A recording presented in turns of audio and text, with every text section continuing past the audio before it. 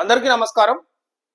Telangana MLC ఎలక్షన్లలో results రావడం జరిగింది. సో ఏవైతే 3 ఎమ్మెల్సీ ఎలక్షన్ రిజల్ట్స్ వచ్చినాయి, అందులో పట్టభద్రుల గ్రాడ్యుయేషన్ ఎలక్షన్ రిజల్ట్స్ లో దాదాపు నైట్ రిజల్ట్ అనౌన్స్ చేయడం జరిగింది. అందులో బీజేపీ అభ్యర్థి అయిన అంజిరెడ్డి తన సమీప అభ్యర్థి అయిన నరేందర్ రెడ్డిపై దాదాపు 5,000 పైచిలుకు మెజారిటీతో రెండవ ప్రాధాన్యత క్రమంలో గెలవడం జరిగిందనమాట. సో మిగతా టీచర్స్ ఎమ్మెల్సీ ఎలక్షన్లలో ముఖ్యంగా మల్క కొమరయ్య అంటే బీజేపీ బలపరిచిన అభ్యర్థి అయిన మల్క కొమరయ్య కూడా గెలవడం జరిగింది. ఇంకొక టీచర్స్ ఎమ్మెల్సీలో ముఖ్యంగా నల్గొండ, ఖమ్మం, వరంగల్లో టీచర్స్ ఎమ్మెల్సీలో పిఆర్టీయు నేత ప్రోగ్రెసివ్ రికగ్నైజేషన్ టీచర్స్ యూనియన్ నుంచి ఎన్నికైన శ్రీపాల్ రెడ్డి గెలవడం జరిగింది. కానీ ఇక్కడ మీరు గమనిస్తే ముఖ్యంగా అధికార పార్టీ అయిన కాంగ్రెస్ పార్టీ నుంచి ఏ ఒక్కరూ గెలవకపోవడం అనేది నిజంగా చాలా ఆశ్చర్యకరం. ఎందుకంటే కాంగ్రెస్ పార్టీ దాదాపు సంవత్సరం కాలంలోనే వ్యతిరేకత మూటగట్టుకుందా. అసలు ఈ ఎమ్మెల్సీ ఎలక్షన్ లో కాంగ్రెస్ పాత్ర అనేది నామమాత్రం. అసలు ఈ పట్టభద్రుల ఎలక్షన్లలో కాంగ్రెస్ బలపరిచిన నరేందర్ రెడ్డి రెండవ ప్లేస్ లో ఉండడం అనేది కాంగ్రెస్ పార్టీ ఎక్కడో ఇక్కడ ఈ ఎలక్షన్లను అంత కోఆర్డినేషన్ చేయలేదేమో అనిపిస్తుంది. ఎందుకంటే అధికార పార్టీలో ఉండి ఏవైనా ఎమ్మెల్సీ ఎలక్షన్స్ కానీ స్థానిక సంస్థల ఎలక్షన్లు కానీ అధికార పార్టీకి అనుకూలంగా ఉంటాయి జనరల్ గా. కానీ ఒక సంవత్సర కాలంలోనే కాంగ్రెస్ పార్టీ ఈ ఎమ్మెల్సీ ఎలక్షన్లలో చతికిల పడడం అనేది రేవంత్ రెడ్డికి చాలా ప్రమాదకరం. ఎందుకంటే ఇప్పటికీ రేవంత్ రెడ్డి కాంగ్రెస్ పార్టీలో తన హోల్డ్ అనేది, తన స్ట్రాంగ్ ఒక వైఎస్ రాజశేఖర రెడ్డి లెక్క ఒక స్ట్రాంగ్ బెల్ట్ అనేది లేకపోవడం, కనీసం ఎమ్మెల్సీ ఎలక్షన్లు ఈ 3 ఎమ్మెల్సీ ఎలక్షన్లకు సంబంధించి ఒక సరి అయిన వ్యక్తిని కూడా ఇన్ఛార్జిగా నియమించలేదంటే కాంగ్రెస్ పార్టీ అధికారంలో ఉండి కూడా ఇలాంటి చిన్న చిన్న విషయాలను కూడా పట్టించుకోకపోతే రేవంత్ రెడ్డి యొక్క ముఖ్యమంత్రి కూడా ఎసరు పెట్టొచ్చు కాంగ్రెస్ వాదులు. ఎందుకంటే ఇప్పుడు ఒక సంవత్సర కాలంలోనే ఎలక్షన్లు జరిగినప్పుడు మీరు ఒకటి గమనిస్తే రేవంత్ రెడ్డి ముఖ్యమంత్రి అయిన తర్వాత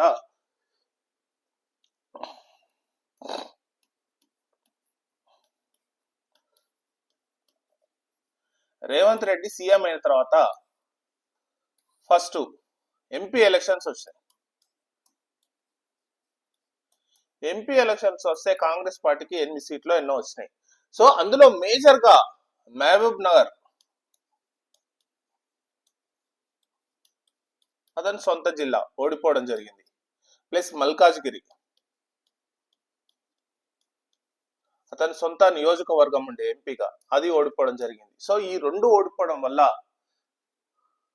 మళ్ళీ రేవంత్ రెడ్డికి చాలా మంది ఇప్పుడు నిన్న ఒక తీన్మార్ మల్లన్న ప్రెస్ మీట్ పెట్టి అసలు నీ నియోజకవర్గం నుంచి నువ్వే గెలిపించుకోలేదు, నువ్వేం సీఎం అనే మాట మాట్లాడుతుండంటే అందరికీ ఏమైపోతుందంటే గెలవకపోవడం. ఎందుకంటే అధికారంలో రావడం ఒక ఎత్తు అయితే అధికారంలో ఉండి తన పదవిని నిలబెట్టుకోవడం అనేది కాంగ్రెస్ పార్టీలో మరొక ఎత్తు. ఆ పదవిని నిలబెట్టుకోవాలంటే ముఖ్యంగా ఈ ఎలక్షన్లలో గెలవడం అనేది చాలా ముఖ్యం. ఎందుకంటే ఈ ఎలక్షన్లు గెలవకపోతే మేబీ మార్చే ఛాన్స్ కూడా ఉంటది కాంగ్రెస్ పార్టీలో. సో ఇది ముఖ్యంగా బీజేపీ పార్టీకి వస్తే బీజేపీ పార్టీ చాలా అనూహ్యంగా పుంజుకోవడం జరిగింది. ఎందుకంటే ఉత్తర తెలంగాణలో బీజేపీ తన హోల్డ్ అనేది ఇప్పటికీ నిలబెట్టుకోవడం జరిగింది. ముఖ్యంగా బండి సంజయ్ ఈ ఎమ్మెల్సీ ఎలక్షన్లను దగ్గరుండి ఆ 2 ఎమ్మెల్సీ బీజేపీకి రావాల్సిన టీచర్స్ ఎమ్మెల్సీ మరియు పట్టభద్రుల ఎమ్మెల్సీని రెండింటిని బండి సంజయ్ తన ఇన్ఛార్జిగా ఉండి ముందుండి గెలిపించాడు. కాంగ్రెస్ పార్టీకి చూస్తే ఒక్క వ్యక్తి కూడా ఒక ఇన్ఛార్జ్ లేడు. అసలు ఈ ఎమ్మెల్సీ ఎలక్షన్స్ కోఆర్డినేషన్ టీమే లేదు కాంగ్రెస్ పార్టీకి. అధికారంలో నుండి కోఆర్డినేషన్ చేసుకోలేకపోవడం అనేది కాంగ్రెస్ యొక్క దౌర్భాగ్యం అని చెప్పాలి. కంపేర్ టు బీజేపీకి వస్తే బీజేపీ చాలా ప్లాన్డ్ గా బండి సంజయ్ తన ఏదైతే ఈ కరీంనగర్, మెదక్, నిజామాబాద్, ఆదిలాబాద్ టీచర్స్ ఎమ్మెల్సీ కానీ పట్టభద్రుల ఎమ్మెల్సీ కానీ చాలా ప్లాన్డ్ గా మల్క కొమరయ్య మరియు అంజిరెడ్డిని దగ్గరుండి గెలిపించడం జరిగింది. దీనివల్ల బండి సంజయ్ నిజంగా బీజేపీని ఉత్తర తెలంగాణలో ఇంకా హోల్డ్ అంటే ఇంకా స్ట్రాంగ్ అవ్వడానికి చాలా ఇది ఉపయోగపడుతుంది. బీజేపీ నాయకులు కూడా ఇప్పుడు ఈ ఎలక్షన్స్ తర్వాత చాలా ఉత్సాహంగా ఉన్నారు. ఎందుకంటే ఎప్పుడైతే ఏ దేశంలో ఏ రాష్ట్రంలోనైనా ఏ ప్లేస్ అయినా కాంగ్రెస్ అధికారంలో ఉంటే దానికి ఆపోజిట్ బీజేపీ చాలా పుంజుకుంటుంది.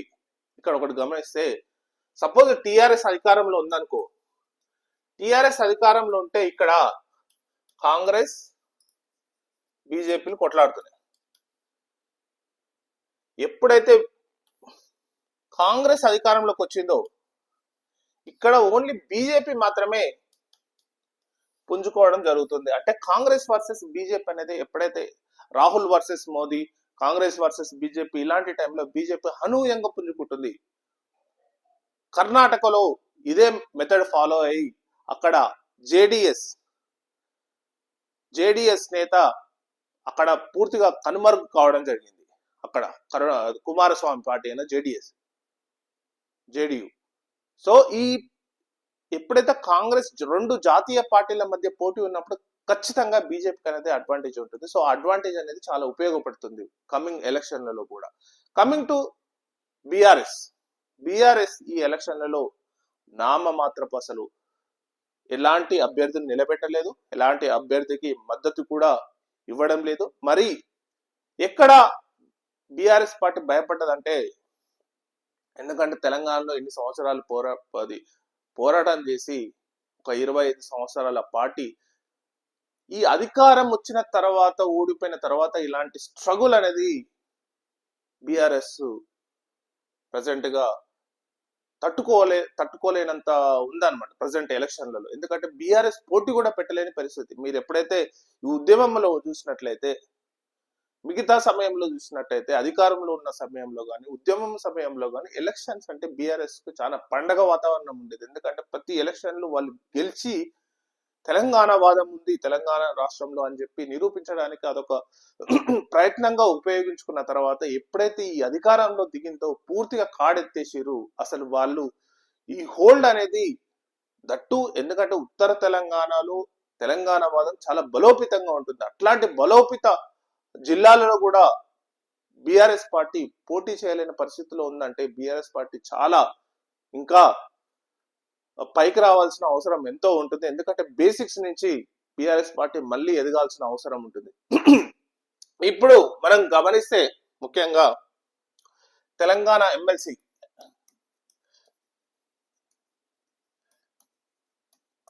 Elections results.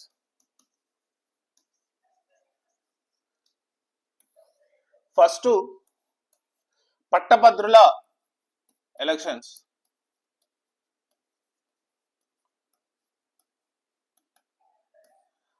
బీజేపీ నుంచి అంజిరెడ్డి రెండవ ప్రాధాన్యత, అంటే మొదటి ప్రాధాన్యత కాదు, రెండవ ప్రాధాన్యత నుంచి 5,000 ఓట్ల మెజార్టీపై తన సమీప కాంగ్రెస్ అభ్యర్థి అయిన నరేందర్ రెడ్డిపై గెలవడం జరిగింది. సో ఇక్కడ మేజర్గా ఏమైందంటే ఓట్లు చీల్చడం జరిగింది. సో ముగ్గురు పోటీ పడ్డారు ఈ పట్టభద్రుల ఎలక్షన్ లో. ఫస్ట్ అంజిరెడ్డి, నరేందర్ రెడ్డి, 3 ప్రసన్న హరికృష్ణ, ఇతను బిఎస్పి.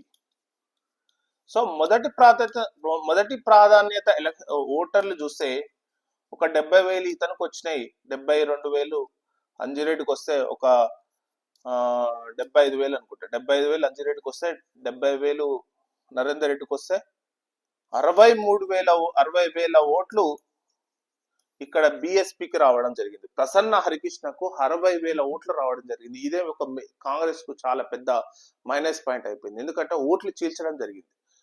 ప్రసన్న లక్ష్మికి 60,000 ఓట్లు వచ్చేసరికి ఇక్కడ ఈ అంజిరెడ్డికి బీజేపీ నుంచి నిలబడిన అంజిరెడ్డికి ఈజీగా గెలవడం అనేది సాధ్యమైంది. ఎందుకంటే ఓట్లు అనేది చీలడం జరిగింది అనమాట.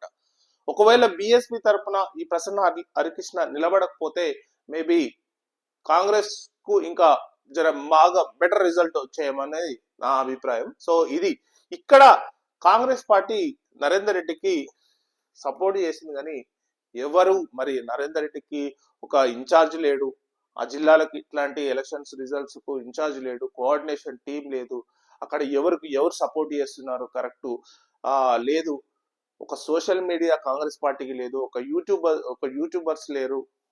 మరి ఎందుకు తెలంగాణపై అంటే తెలంగాణ రాష్ట్ర అది టిఆర్ఎస్ ప్రభుత్వం ఇప్పుడు టిఆర్ఎస్ గవర్నమెంట్ కి వ్యతిరేకంగా చాలా స్వచ్ఛందంగా యూట్యూబర్స్ కానీ సోషల్ మీడియా కానీ కాంగ్రెస్ పార్టీకి మద్దతు ఇవ్వడం జరిగింది. ఎప్పుడైతే కాంగ్రెస్ పార్టీ అధికారంలోకి వచ్చిందో రేవంత్ రెడ్డి ఎవరైతే అధికారంలోకి వచ్చిన యూట్యూబర్స్ పైన విచక్షణ రహితంగా మాటలు అనేసరికి అతనికి సోషల్ మీడియా అనేది సపోర్ట్ అనేది సరిగ్గా అంతగా లేదు. ఎందుకంటే తను ఏదో మెసేజ్ పెడితే తన కాంగ్రెస్ పార్టీ పోల్ పెడితే ఏ పార్టీ బాగుందని అంటే ఏదో బీఆర్ఎస్ పార్టీ బాగుందని ఎక్కువ పోల్స్ వచ్చినాయి అట్లా కూడా ప్రచారం జరిగింది. ఎందుకంటే ఇట్లాంటి సోషల్ మీడియాలో కానీ ఇట్లాంటి వైబ్స్ లో కానీ కాంగ్రెస్ పార్టీ చాలా వెనుకబడి ఉంది. కానీ ఇది ఇప్పుడు సంవత్సరం అవుతుంది కాబట్టి కాంగ్రెస్ పార్టీ చాలా ముందు చాలా జాగ్రత్తలు తీసుకోవాల్సిన అవసరం ఉంటుంది. కానీ ఇక్కడ బీజేపీ మాత్రం అనూహ్యంగా పట్టభద్రుల ఎలక్షన్ లో గెలిచి ఉత్తర తెలంగాణలో తన పట్టును మాత్రం నిలుపుకోవడం జరిగింది. ఇది పట్టభద్రుల ఎలక్షన్స్. నెక్స్ట్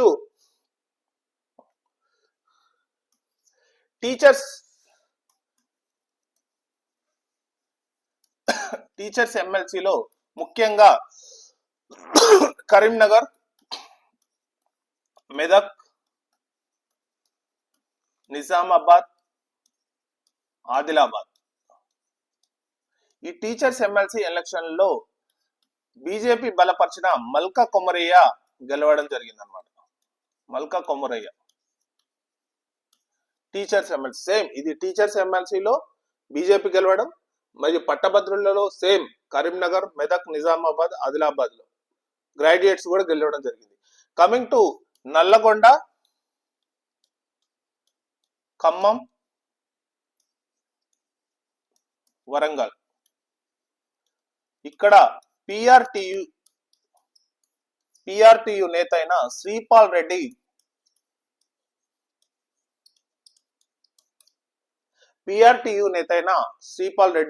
విజయం సాధించడం జరిగింది అనమాట.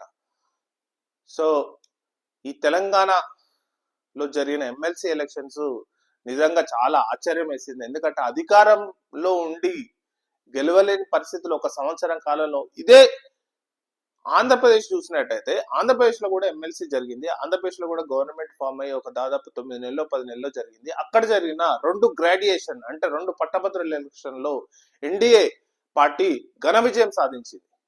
గోదావరి పట్టభద్రుల ఎలక్షన్ లో పేరబత్తుల రాజశేఖర్, మరి కృష్ణా జిల్లా మరి గుంటూరు జిల్లా పట్టభద్రుల ఎలక్షన్స్ లో ఆలపాటి రాజా అయితే మొదటి ప్రాధాన్యత క్రమంలో 82,000 మెజార్టీతో గెలవడం జరిగింది. ఒక సంవత్సరం కాలం అయిపోయింది. మరి కాంగ్రెస్ పార్టీకి వచ్చేసరికి తెలంగాణలో వచ్చేసరికి ఎక్కడ ప్రాబ్లం అవుతుంది? కోఆర్డినేషన్ లేదు. కాంగ్రెస్ పార్టీకి కోఆర్డినేషన్ లేదు, సఖ్యత లేదు. ఎవరంతలా వాళ్ళే కాంగ్రెస్ పార్టీలో ఒక మల్లన్న సపరేట్ గా ఆయన ఒక బీసీ వాదం అని చెప్పి ఆయన సపరేట్ గా వెళ్ళడం జరుగుతుంది. ఇంకోరు అసలు ఒక సరైన కోఆర్డినేషన్ టీం లేదు. ఈ నేతలను అక్కడున్న నేతలను సరైన రీతిలో పనిచేయనివ్వట్లేదు. ఎందుకంటే వాళ్ళకు సరైన లీడర్ లేడు. వాళ్ళు రేవంత్ రెడ్డిని కరెక్ట్ లీడర్ భావించట్లేదు. ఎందుకంటే ఒక రేవంత్ రెడ్డి దగ్గర ఒక ఇన్ఛార్జ్ నియమించి దాన్ని కోఆర్డినేషన్ చేస్తే కాంగ్రెస్ పార్టీ ఈజీగా గెలిచే సీట్లను ఈ రోజు అనూహ్యంగా బీజేపీ బండి సంజయ్ ఇన్ఛార్జ్ గా నియమించి బండి సంజయ్ ఆధ్వర్యంలో ముఖ్యంగా కరీంనగర్ బండి సంజయ్ ఆధ్వర్యంలో ఈ రెండు ఎమ్మెల్సీ, టీచర్స్ ఎమ్మెల్సీ మరియు పట్టభద్రుల ఎమ్మెల్సీ బీజేపీకి గెలుచుకొని చాలా ఉత్సాహకంగా మేబీ కమింగ్ ఎలక్షన్ లో కూడా మేము స్థానిక సంస్థల్లో కూడా పూర్తిగా గెలవబోతున్నాం మరియు సార్వత్రిక ఎలక్షన్ లో కూడా బీజేపీదే అధికారం అన్నట్టు దూసుకుపోతుంది. సో బీజేపీకి నిజంగా చాలా బలం. వాళ్ళు ఇంకా మంచి కోఆర్డినేషన్ గా చూసుకుంటే ఖచ్చితంగా బీజేపీ చాలా పుంజుకునే అవకాశం ఖచ్చితంగా ఉందన్నమాట. సో ఈ ఎలక్షన్స్ మాత్రం కాంగ్రెస్ పార్టీకి చాలా దెబ్బ. రేవంత్ రెడ్డికి పర్టికులర్ గా ముఖ్యమంత్రిగా ఉండి చాలా వ్యతిరేకత మూటగట్టుకున్నట్టు అయిపోయింది. ఎందుకంటే ఇప్పుడు కమింగ్ జిహెచ్ఎంసీ ఎలక్షన్స్ ఉన్నాయి, ఈ ఎలక్షన్స్ ఉన్నాయి. ఇప్పుడు జిహెచ్ఎంసీ అయితే డెఫినెట్ గా అది ఇంకా మీకు అందరికీ తెలిసింది అది ఎలా ఉంటుందో. సో ఇట్లాంటి ఈ ఎలక్షన్లు స్టార్టింగ్ ముఖ్యమంత్రిగా ఉండి నిరూపించుకోవాల్సిన టైం. ఎందుకంటే ముఖ్యమంత్రిగా అధికారం చేపట్టిన తర్వాత నీకు ఎలక్షన్స్ గెలుస్తుంటేనే నీ పవర్ అనేది, నీ వాల్యూ అనేది పెరిగి నువ్వు పవర్ఫుల్ లీడర్ గా అయిపోతావు. కానీ నువ్వు ముఖ్యమంత్రిగా ఉండి ఇట్లాంటి ఓడిపోతే మాత్రం అంత పాపులారిటీ ఉండదు, అంత గొప్ప లీడరు కాలేడు. కానీ రేవంత్ రెడ్డి మాత్రం ఖచ్చితంగా ముఖ్యంగా ఏదైతే మిస్టేక్స్ ఉన్నాయో ఆ మిస్టేక్స్ కవర్ చేసుకొని ముందుకెళ్లాల్సిన అవసరం మాత్రం ఖచ్చితంగా ఉంది. బీజేపీ మాత్రం చాలా ఉత్సాహంగా ఉంది. కానీ బీఆర్ఎస్ మాత్రం మళ్ళీ చితికిలబడింది. సో ఈ మూడు పార్టీల గురించి Telangana MLC elections results. So thank you very much.